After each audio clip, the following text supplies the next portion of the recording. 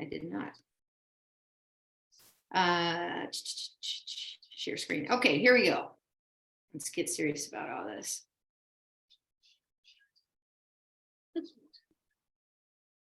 Okay, is everybody looking at my screen? Okay, I feel like I need to do slideshow, right? So that you're not seeing all the excess. How are we doing here? I think. Yep, there you go. Okay, my system's running a little bit slow. Patience here, which is not my strong suit. Okay, welcome. We already did the welcome. Here we go. So round 11 program builder tutorial. I want to start out just as kind of a reminder, and I've got some notes behind my screen, the little screen that I'm on. I've got some notes behind that. Just as a reminder, Career Connect Washington has built this program really to provide young people with education and training they need to succeed in high demand, high wage careers. And, this program, this grant allows us to build out those programs to do that with our students. So that's really, we want to keep that in focus. Some really important dates. The RFP is open already, as most of you know. It's going to be open until June 5th or June 14th. And I think that's at 5 p.m. that it closes. There's a bidders conference that's May 10th from 1 to 2 p.m. This is new this year, the notice of intent to bid. Do not miss this date. May 22nd at 5 p.m. is the deadline. That's when you want to have your intent to bid in by. And then the actual proposals, the application again is due June 14th at 5 p.m. So those are very important dates. And if you're like me, you might want to actually put a reminder in your calendar so that you don't miss that. And even better, extra credit if you do it, the day before. Okay, so really historically, K through 12 education, they're doing their thing. They're teaching the students and, then launching them out after graduation. I was just in Ephrata this morning talking to a bunch of seniors, and they're about ready to kick it. Even though it's only May 5th, they got another week, they're ready to go. And then our employers are doing what they do. They're building a product, they're selling a service, and they continue on their path, looking for employees and whatnot. There's not been a lot of, co-mingling, but that's what career connected learning is all about. Most of you know, we come in and we try to build these events and programs out to let each other know about one another. So we're trying to educate the students and the educators as to what careers are out here, what skills are necessary for those careers. And I love that little graphic. So I put my hands up first to say, hey, can I take that slide? So this continuum that we've all been talking about, we've got Career Explore, Career Prep, and Career Launch. Those are going to be very crucial as you fill out this application. Sue's going to go deeper into those as we move through this this little infomercial, this little presentation. So we'll be coming back to that, but know that those are very important. We do have lots of information about that after this event. If you feel like you need more, we have a little brochure that we've created called Employer Engagement Opportunities that really talks about it and defines it in a little bit further detail. So we can make sure that we get you that either, physically or electronically. So next up, this is again just kind of a nice little graphic to let you know exactly what's happening out there. We've got now some directives from Olympia, one of them being, by 2030, 60% of our students need a paid career pathway experience before they graduate.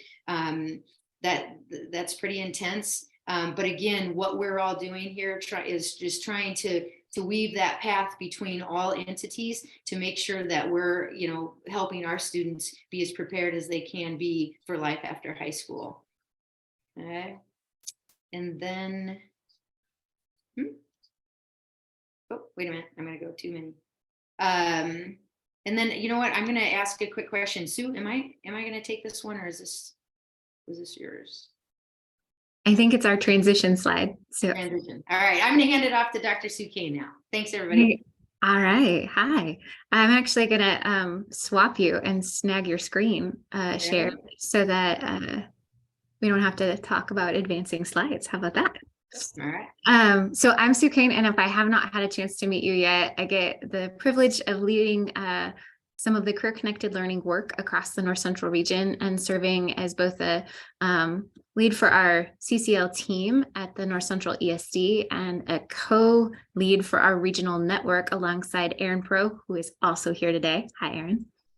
And I'm going to do a little bit of the intro to what the Career Connect Washington system is. You'll notice when you get into the Program Builder RFP that you see some questions that are like unintentionally jargon heavy. So my goal or my quick win for the next couple slides is just to get you familiar with some of the words that are in there. They seem like familiar phrases, but in the context of Career Connect Washington, some of these have actual official definitions. And the first of that is kind of a landscape on the slide right now. What you see is the Career Connect Washington statewide goals.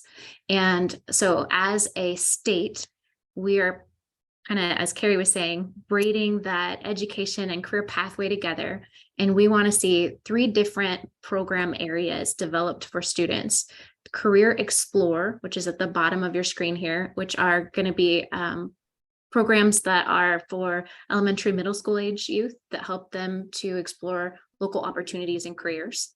And Career Prep, which are going to be those middle school to high school level opportunities that help build knowledge, skills, and abilities for the work and kind of focus a little bit more. So the focus is kind of going more narrow as you go through these programs. And we want to see 100% of young people in Washington have access to multiple Career Explore and Career Prep programs as they come through school.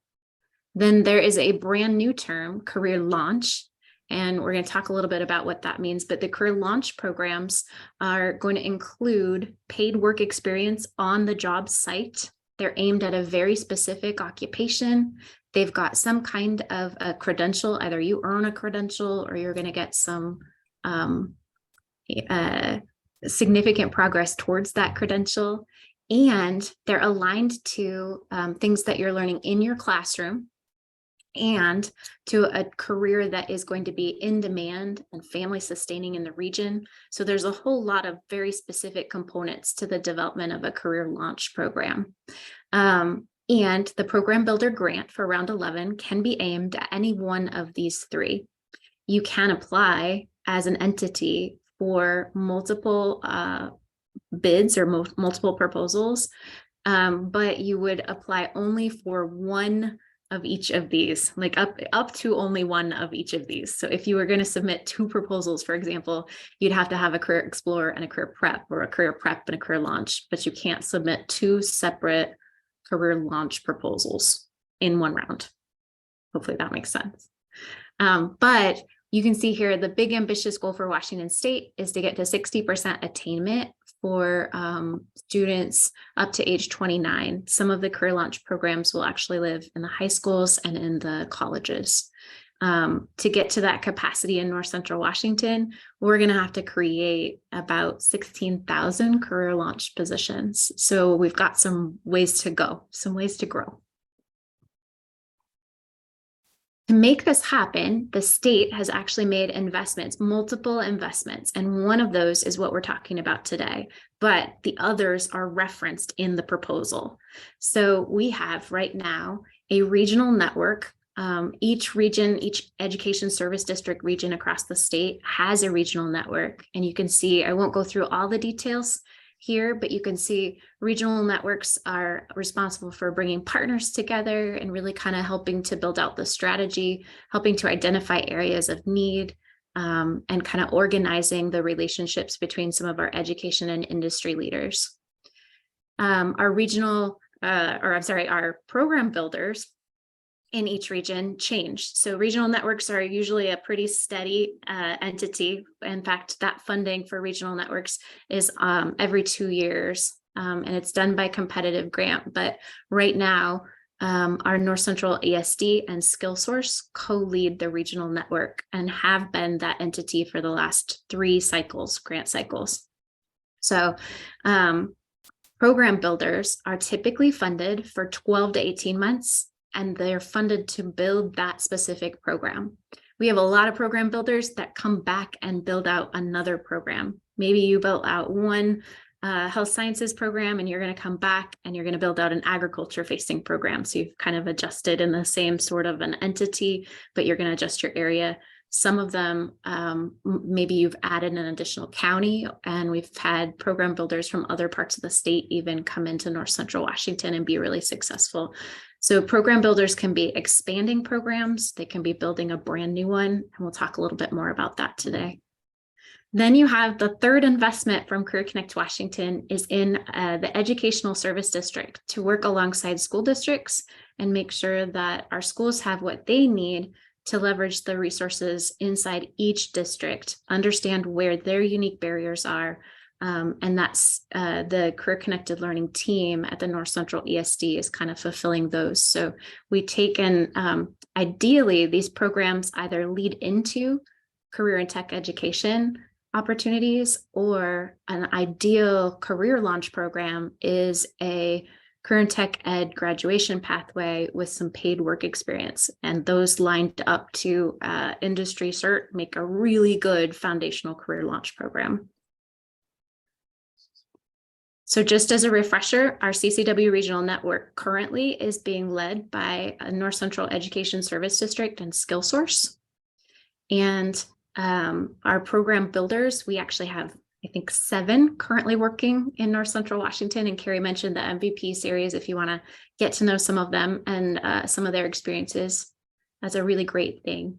And then our NCSD Career Connected Learning team who are leading you through this process today.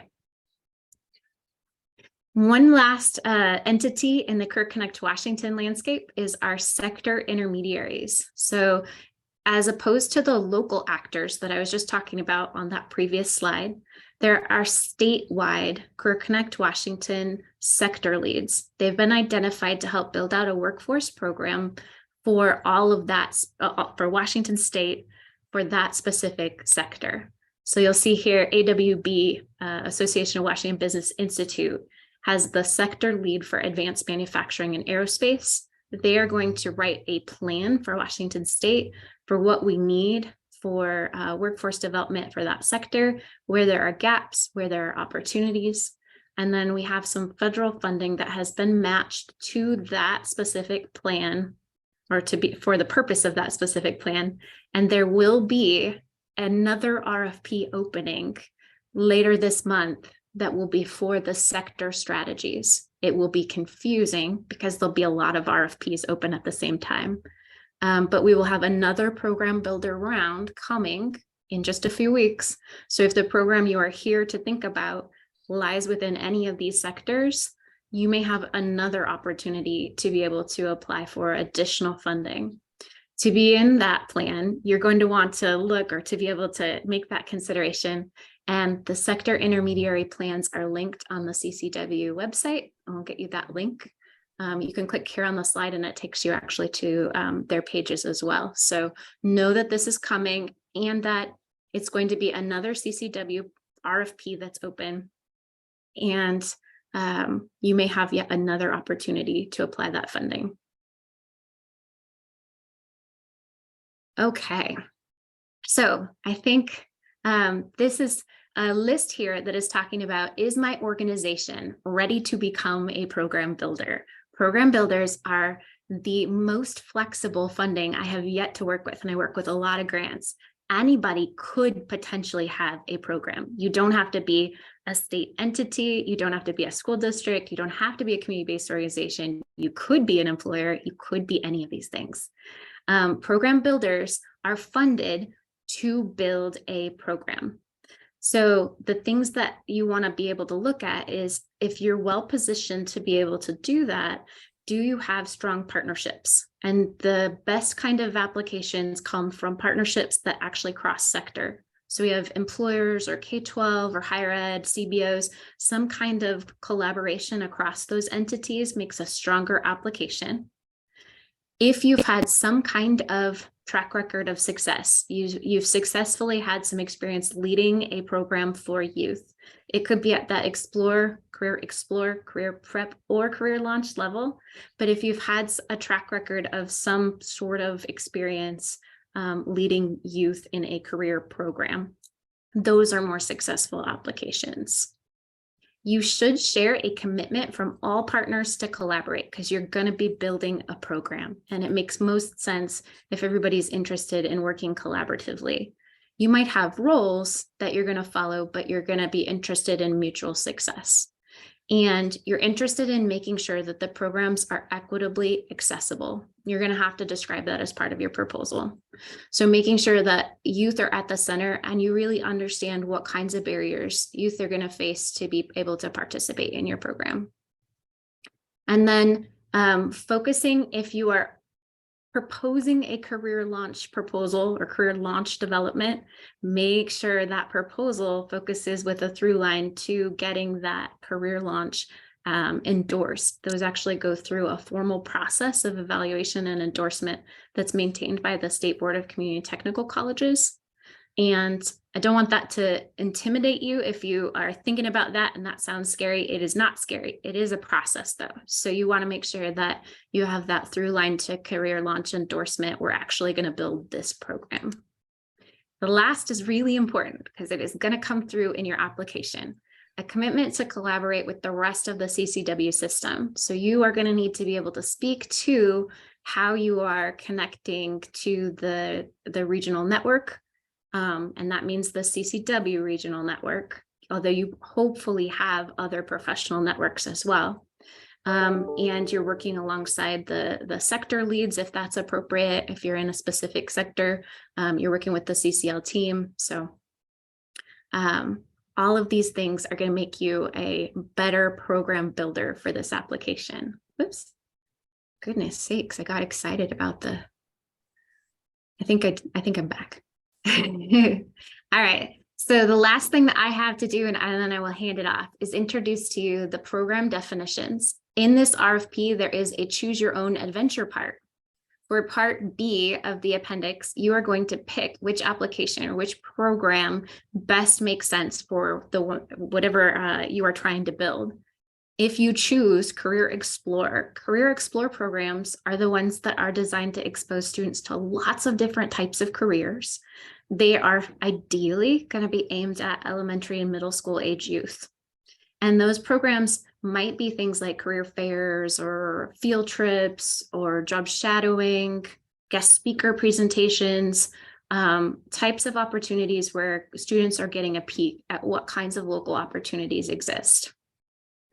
Career prep programs are going to actually narrow that focus just a little bit. And the shorthand version of a career prep program is it should do something that a student could write about on their resume. Either I had an experience, I built a new skill, I have a new professional reference because I met an individual. So these programs, you have a deeper understanding of what it's going to take to be a professional in that space. They're ideally a middle school or high school, and they have some kinds of hands-on components. It can be something that's longer and more comprehensive. A CTE graduation pathway is an ideal gold standard career prep where students are actually getting coursework and skills development and maybe even some industry introduction and professional networking as well. So our career prep programs, ideally, again, middle school, high school age. If you have a program, this note here, if you have a program like this, and you're thinking about submitting a proposal to formally make it part of the CCW system or to expand it, add your program to the CCW directory before you submit. This is also a good idea if you have a Career Explore program, but you want to dip your toe in the water with a career prep or a career launch. Add yourself to this CCW directory, and then you have another thing. This will take you about 5 minutes. And you have another thing you can talk about in your proposal that says, we are already a part of the CCW system. We're in your directory, just look.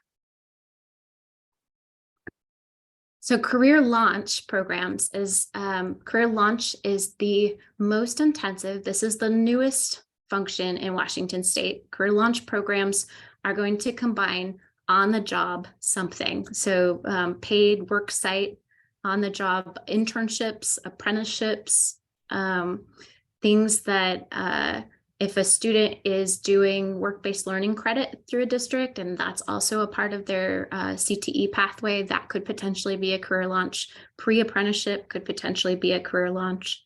So any registered apprenticeship, youth apprenticeship, those are going to also be considered career launch. Now, not to make things confusing, but there is a concurrently open CCW proposal for apprenticeship. So if you are interested in applying for an apprenticeship and you're here today for that, we want you to follow up with us, because we're not going to go into detail about that RFP today, but we'd be happy to sidebar with you and get you additional information about that apprenticeship piece. So know that there's a third potential program builder fund for apprenticeship specifically, and we'd be happy to talk to you about that.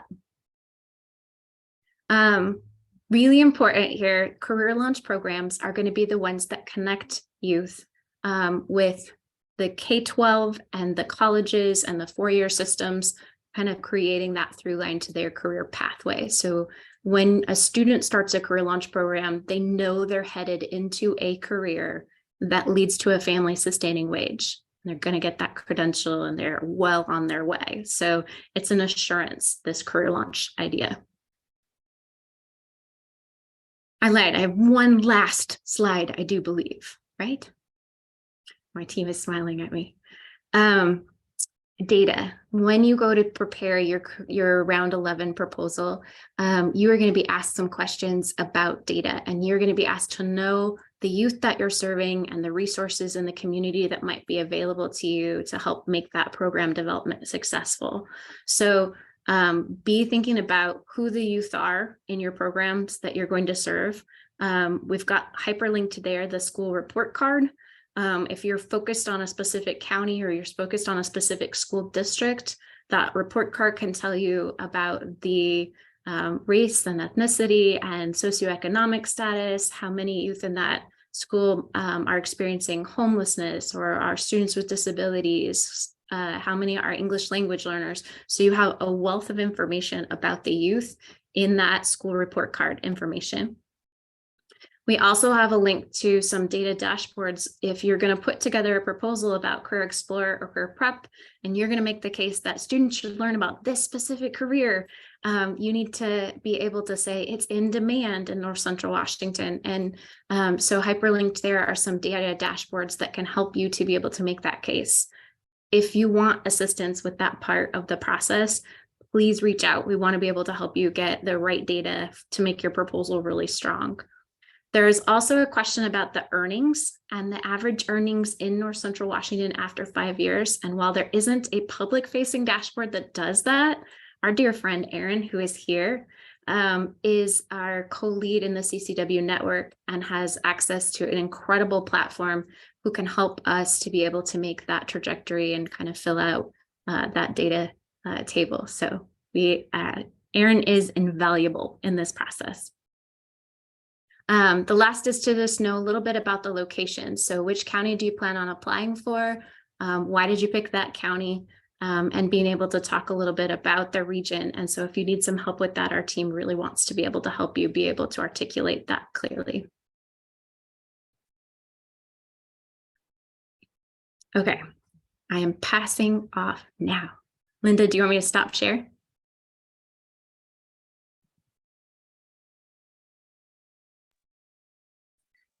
Sounds good. But I messed up. All right. So this is where I was trying to get help when you were presenting, Sue. How did you transition into that without losing the presentation? I don't know. Do you want me to share my screen? Sure. However, Harry told me it was no big deal. That's all right. We're good. Can you see it now? Yes. Okay. You just let me know when you want to go forward. Okay. And so I'm taking over. I think this is where we start rethinking life's choices and things like that. When I chose to go after Sue, I always forget how dynamic of a presenter she is. And so please forgive. I know my slides are a lot of text heavy information and a lot of reminders, but the crust of it is, if you have any questions anytime, please reach out We're all learning. We'll get better at it. So getting started when you request your proposal. Just a reminder again on the dates, May 10th is the bidders conference. And so you can join from 12 to 1. I put the link on there for the Zoom. So when you download these slides and keep them or save them, you'll have that there as well. And then there's another information. While it says you have to register with the Washington Electronic Business Solutions, the WEBs, to get the RFP. I think everyone that I've reached out to, and I believe everyone that our team has reached out to, has sent the RFP to you as well. But that's accessible even if you're not on the WEBs. This will alert you to other grants coming up in the present. And let me double check. And then the letter of interest, the intent to bid is due by May 22nd, 2023. And so those are some of the upcoming dates before we get to the final. And just a real quick question, Sue, was that text to me or to everyone? That's everyone. I'm just putting the links in the chat for them. Okay, perfect. I'm not a good multitasker on two different bits of information there. So perfect. Again, down below it where it says you're responsible for registering, there's another hyperlink to go to for that purpose.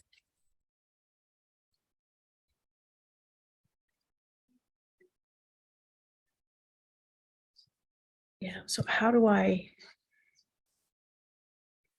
Okay, thank you.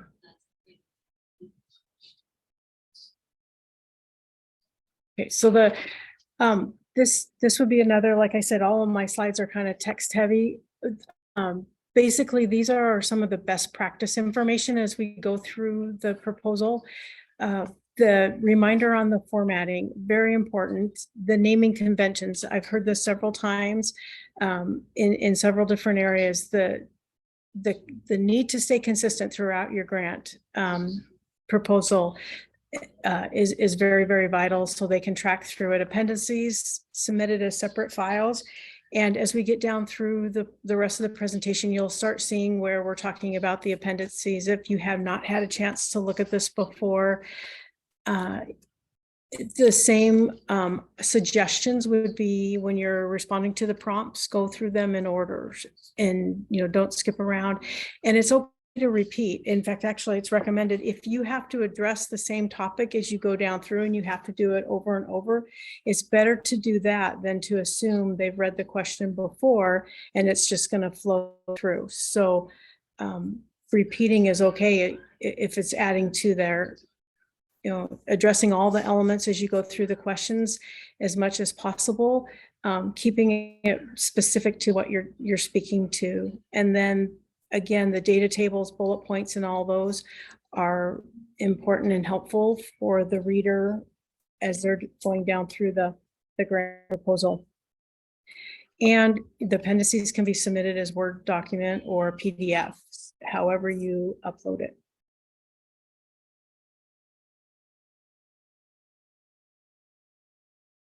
All right, and then the program design, just like as we were talking when Sue was explaining earlier, the proposal that we're submitting is again not it's not to do your thinking on. It's not your planning grant. This is how you're going to develop your program. And so which one of the explore, the prep, or the launch that you'll be working on, each one of those starts the appendices, and then you'll have to select which one down there, the A or the appendix B for the type career launch, prep, or explore, and then go down through the steps through that way.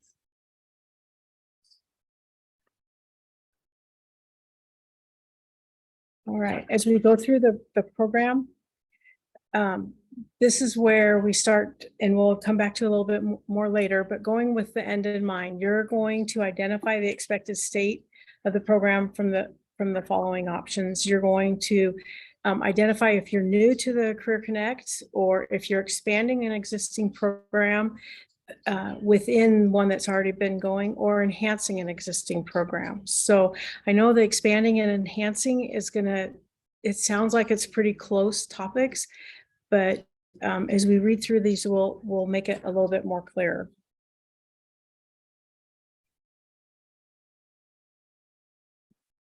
All right, setting up the program design.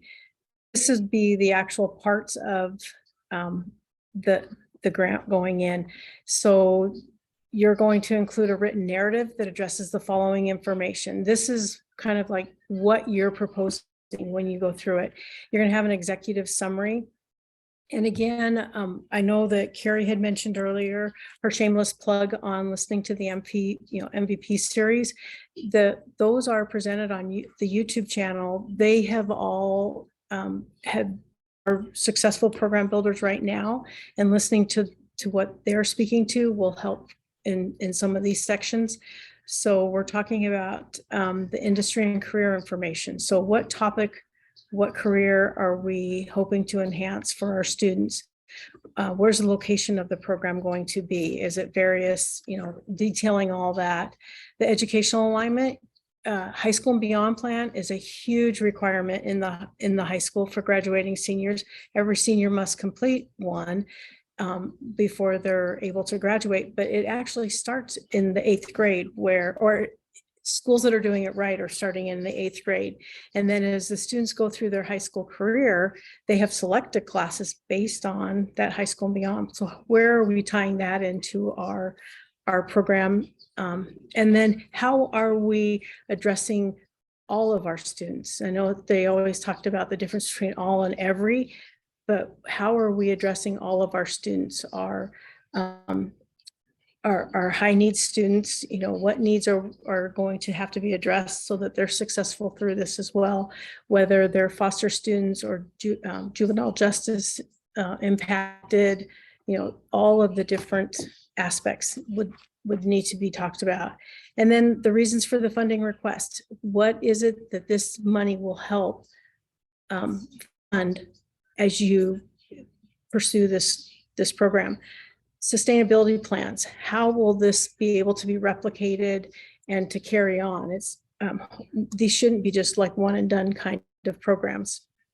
The timeline that it will take to carry through it. And then the North Central Career Connect Washington Regional Network engagement. How will you engage back to the other parts of the program? All right, here again. Talking about best practice and things like that. Getting noticed gets funded. And I know that sounds like kind of a funny saying, but it's very true. So you have just sell yourself, I guess, for lack of a better put down through there. I'm going to jump right down to the very last sentence in there when it's talking about equity-minded programming. Does your program create new or expanding opportunities for underserved youth in specific communities? So thinking about that, I think that equity across the state has been a topic that has been on everybody's sounding board for the last few years. Keeping that in mind as you go back up through the beginning, thinking about your proof of concept, your scalability. Will this work in a small 1B school, as and also into your largest 4A school? So can this be replicated throughout? Again, sustainability. After that grant is gone, will this program be able to continue? How are we going to address that part of it? The career pipeline. Does the program create or enhance legitimate career opportunities for the youth in the community? Also, is it, I've heard this more and more, are we graduating students into poverty? This program should be designed in a fashion that's encouraging the high wage, high demand or filling the need for the high wage, high demand sector. And then also, if students are participating in this, will it give them a leg up when they seek employment? Those are all the concepts that will help get noticed as you start writing your pieces of the grant. And then the through line, does Career Explore and Career Prep programs show evidence of aligning the next step in the continuum? Again, that high school and beyond plan, we're starting in the 8th grade. it shouldn't complete for a student until they are getting ready to graduate. And then as a part of that high school and beyond plan, they're supposed to be speaking to their K-20 opportunity. So where are they going to go to get training? The need for the certificated student graduates, things like that, as we're going through this. All right. And again, like I said, I jumped down to the bottom to take that equity piece and highlight that. It has its own dedicated slide. And so describing the plan, ensuring the equitable access, we can't have a good program that only a small percent of students can really access and be a part of. If it's one that the student has to be transported to, how are we taking that into mind? Also, our BIPOC population of students, and as it was explained the other day, this would be anybody that's non-white is how this is addressed. How are we addressing that and keeping that in mind for our students? The universal design, and there's another, I'll save the rest of that for the next slide because it goes through the whole process, but we started to talk about this a little bit before. Our students with disabilities, how are we addressing the needs? How are they showing mastery and how are they being served by our proposal? And then the other part of it is keeping in mind what services can you and your community partners provide? How can we help all of the students access this? And then next slide. Again, this was breaking out our youth priority populations, our underserved populations, students that sometimes if you're outside of the school, the community kind of forgets about sometimes, but they are just as needing programs like this, if not more than that. Sometimes because of life's events, they feel that training and opportunities like this is beyond what they can grasp. And so taking away all the barriers so that they can experience these is just as important. And so how are we addressing that in our grant? How will we be able to talk about it? If every opportunity is something that the student has to drive to, but they have no car, is there a busing system? How can we get them there in a part of it? And I think I have one more, Sue. This is also really hard to read, and I totally appreciate the oh my gosh, I can't see that, but there is a link that when you get this slide, you'll be able to click on it and see the whole part of it. But basically, this is a little bit more of that, the understanding the where the students are and what needs to be addressed. And so the action plan for how we are going to lay out those steps for the students. So if it's basically, an example could be from my high school days, the student can't write their answers for a final, but they could tell you everything in the world about this concept that we're testing about. And so, giving the student the opportunity to speak their answers is a way that we are using the universal design for learning in a way that the student can show the mastery on that topic without having to write it out. And they're not being eliminated based on their disability. And so that is huge for schools as well as for consideration for our grant opportunities. All right. And I think that's my last. Yeah. So I'm up Okay. next. Tammy, do you want me to keep going or do you want to snag the screen share? If you don't mind, just keep going. That'd be great. Thanks. Okay, so for track record of success, you're going to want to provide a written narrative that responds to both of the following, A and B. So describe your organization's specific qualifications for the experiences with developing and implementing career connected learning experiences. And if you've previously received other Career Connect Washington funding, including CCW pilots, you're going to want to detail whether, please detail whether you were able to achieve that goal and why or why not.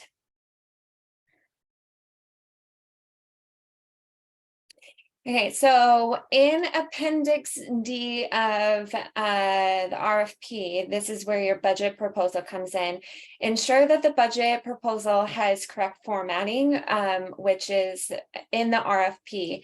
And they provide an Excel document with 2 tabs, one of which that indicates instructions, and then the other tab which provides the budget template for bidders to submit a financial proposal that describes their request amount of funds and the allocated allocation for fund disbursement. So which looks exactly like this slide here. And on the tab, it's labeled budget template. So this is where you would put that data. So budget proposal guidelines. Here, line items may include appropriate items needed to develop your program for up to 18 months. So this includes like staffing and benefits to develop the program. I want to recognize that the word develop is in red because you want to make sure that this is something that your budget proposal is not for implementation. It's about creating the program. So it's talking about staffing and benefits. This would be training and workshops, relevant conference for them to attend. This would also go under industry standards or apprenticeship. Any type of curriculum design and development for costs, career prep, career explore, and career launch program development, in implementation planning. This would also have like travel to conferences and trainings or partner convenings. This would also this would be under subcontracts with partners and collaborators and consultants to develop the program, and indirects up to 10% state rate. So line items should not reflect program implementation. So that means that you cannot put in for purchase of equipment or food. You can't put in for youth stipend or gift cards or transportation or supply costs. And you can't use, you can't show for like costs for yeah. So Sue, do you want to add anything else in that portion?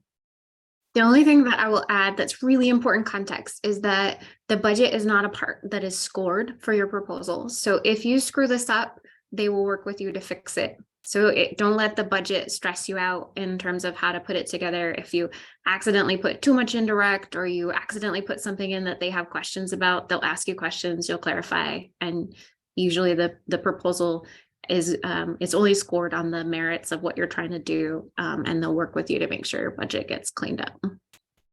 Thank you. Yeah. And so, oh, Aaron has his hand raised. Yeah, I just also want to bring up that this is purely development.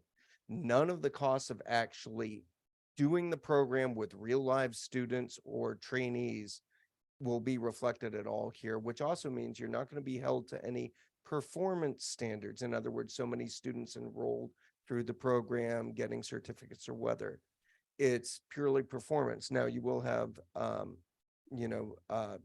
a statement of work and benchmarks that you do have to complete. But everything is meant to be pre-classroom work. In other words, the stuff that happens before students hit the ground running. You may start your program and still have some time left to go on your program builder grant. One of our grants currently has apprentices enrolled, but we're still finishing up work on it. But that's curriculum for like the second half of the program that they're not yet in is being developed. So I hope that's clear. Perfect. Thanks, Aaron.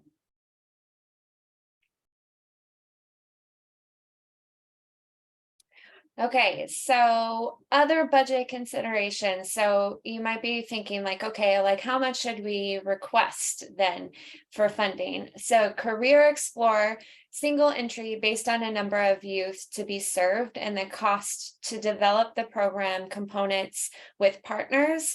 That could be, for instance, mentor recruitment by employers and be significantly around $100,000.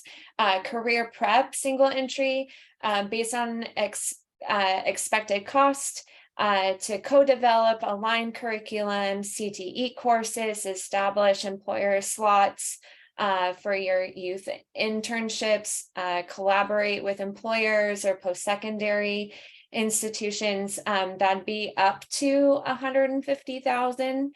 And then for career launch, single entry based on anticipated costs for development, co-development, aligned curriculum, with the high school and post-secondary or develop training certificate levels.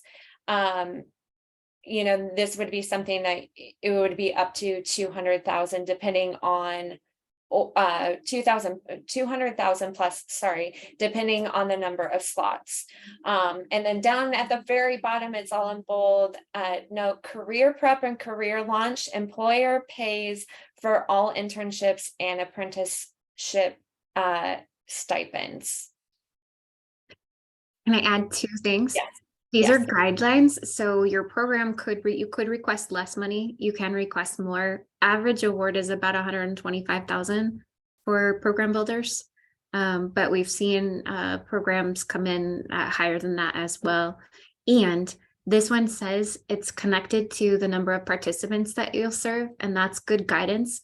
But I don't want that to make you nervous. If you're building a program in parts of North Central Washington, you're probably not going to get 35 kids participating, and that's totally okay.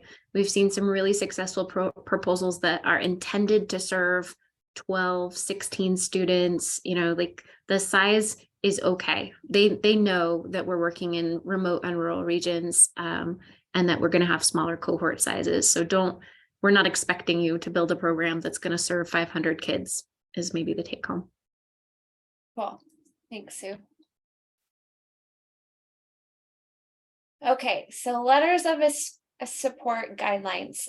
So this is an Appendix E in the RFP, and letters of love. Oh my gosh, sorry. It's a Friday at almost 3:00. Letters of support are very important. So bidders should provide up to, but not more than 5 letters. There isn't a minimum number of letters of support, but it's better to have all 5. And also, very specifically, it's better to have one from us as a regional network on every single application that's submitted. So you already have one in the bag if you ask us. So that means you just have to find 4 others. Also, ask for letters of support as early as possible. Ensure that the letters have the correct formatting. You're going to want to go back to Appendix E, see the RFP, and we suggest creating a template. And we can go into that later, but have up to 5 letters, like I said, but you can't go more than that. And there is no minimum, but it's better to have 5. Of support from strategic partners. So that would be employers, school districts, community-based organizations, workforce development agencies. Always include a letter from them. And also the content must align with the proposal description. So a single letter can contain multiple signers from one sector.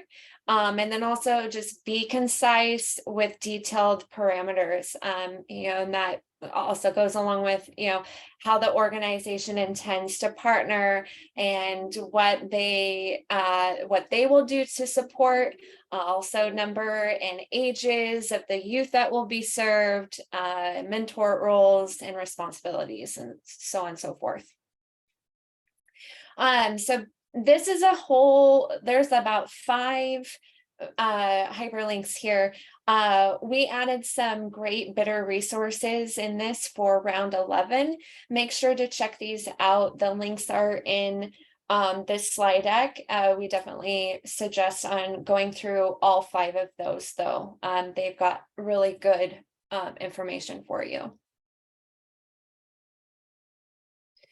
And so then the program bidder RFP interest survey, we just want to thank you for your interest in becoming a program builder within our region. If you are considering on moving forward with a program proposal for round 11, we want you to please complete this brief program builder interest survey so that our team can better support you through the process. And you can either grab it in the slide deck or you can take your phone and grab the QR code, but we'd really love to hear your feedback if you are really interested, so we can help you.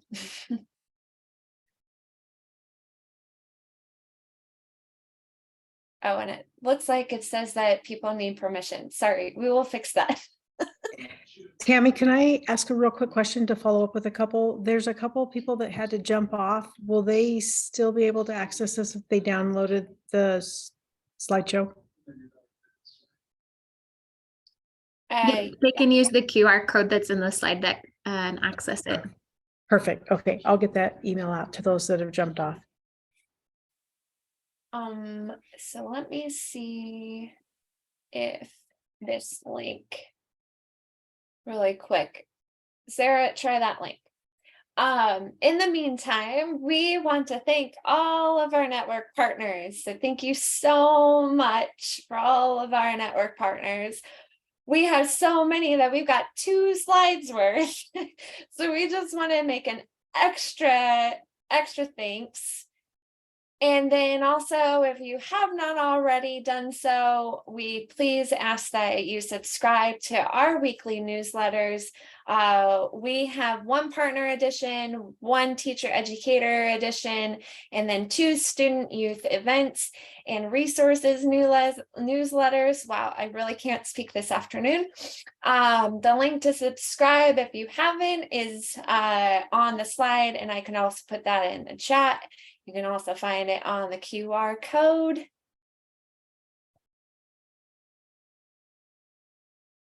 And obviously, if you have any questions, comments, or concerns, please contact our team.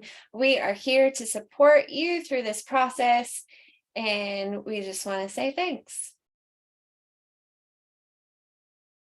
Thanks, Tammy. So we did, I'm going to stop the recording. We did structure some